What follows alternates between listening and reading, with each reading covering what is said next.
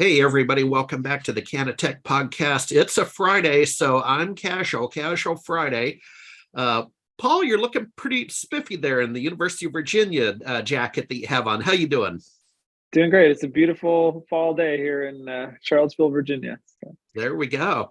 Well, hey, we want to sneak this one in and make it a priority to post up the forthcoming election in the cannabis sector, and we purposefully waited, and I'm glad we did. There's a lot of shifting sands out there. So, what's the state of the union on the election?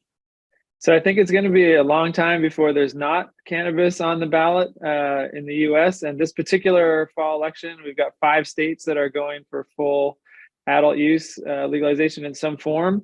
But you're right, Harry. It's good that we waited because a couple other states were in the running and various legal procedures blocked both Oklahoma and Nebraska from even getting that question put in front of the voters. So we're left with Maryland, Missouri, Arkansas, North Dakota, and South Dakota. So, my description of those, I think, would be they're not going to be the biggest cannabis markets, in terms of dollars and customers. Sure.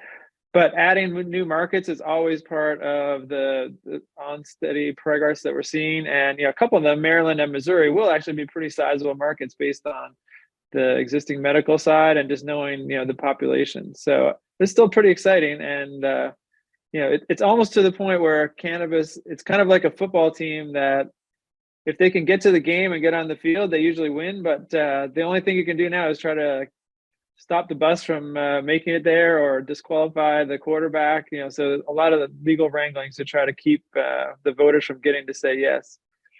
Yeah. Any surprise predictions? And let me throw one at you that I've and I don't track this portion of the industry as well as you do, but I saw some I saw dialogue about South Dakota. Yeah, well, I think that's the one actually that deserves a little bit of explanation, that it's a very limited proposal. So it would put them sort of in the position that Virginia's in, where they would legalize the substance.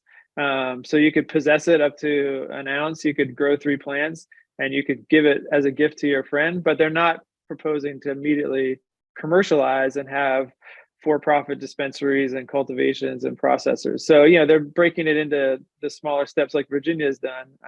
Whereas the other 4 would all be moving to some form of actual commerce and licenses. And I've seen predictions for Missouri up to maybe $1 billion market in a few years, because they're already at 400 million on the medical side. And Maryland is a $600 million market.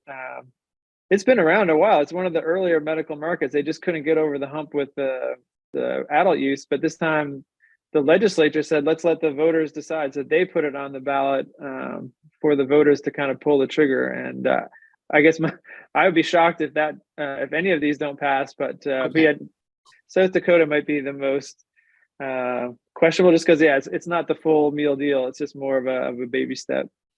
Yeah, and that's a surprisingly conservative state. I don't know the Dakotas we're a big country, and I don't know the Dakotas that well, but I did pick up some chatter.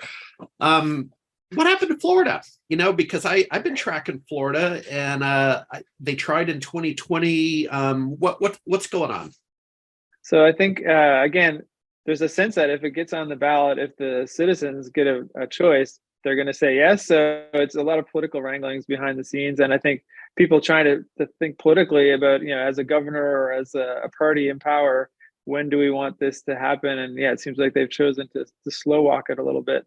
That was a little bit of the story in Oklahoma too. Lots of interest. They've got a pretty wild medical market, right? Almost 10% of the state has a medical card, and they're hitting $1 billion just on medical. But they had the signatures and the process bogged down and couldn't quite hit the deadline. And so they're going to have to wait till 2024 or some sort of special election. But I think if you had Florida on the ballot, that would be a massive market that would have the whole country's interest. And because we don't, I would say Maryland and Missouri are definitely the ones to focus on from a business opportunity point of view.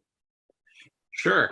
Well, I actually got up early this morning. As you know, I relocated to Austin, Texas, and I wanted to do the early voting instead of the day of. In fact, I'll be at a tech conference day of the election. the TV said it was 7 a.m. to 7 p.m. I go down the street in my county, it's 8 a.m. So instead of 7 a.m. So I go get coffee. I come back. Paul, that's the first time I've cast a ballot at a ballot box, a machine in many, many years, coming from Seattle, where we had vote by mail.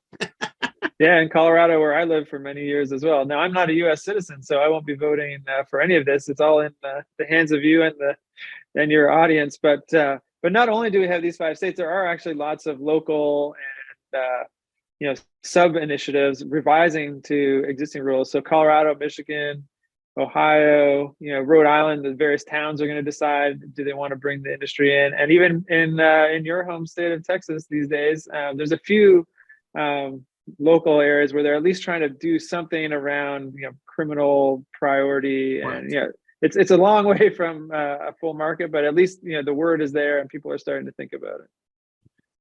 Well, I'll tell you what, we'll end on this. Is I believe, as my mom said, I'd rather be early than be late. So folks, you're in early. Yeah, that's right. If we get all these markets, all these 5, that would put 24 states on the map as having legal cannabis for full adult use. So that's halfway. And so, yeah, you're still in the early stages. And then, that 50th state is going to be a long way down the road, I think, unless the world changes dramatically.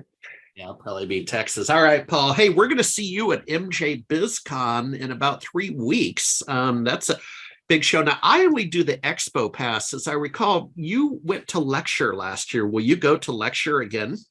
I will. I'm usually the one giving the lecture, so it's nice to be in the audience sometimes. And yeah, this is one of the places where I try to stay on top of developments in the states. Right, there's all the other states that are already in the legal world are changing all the time in terms of regs and entrants. And so yeah, it's my chance to really get my fingertips on what's happening and catch up with a lot of really great people across the country. So yeah, can't wait. It's like the #1 thing on my November calendar. So. Yeah, me too.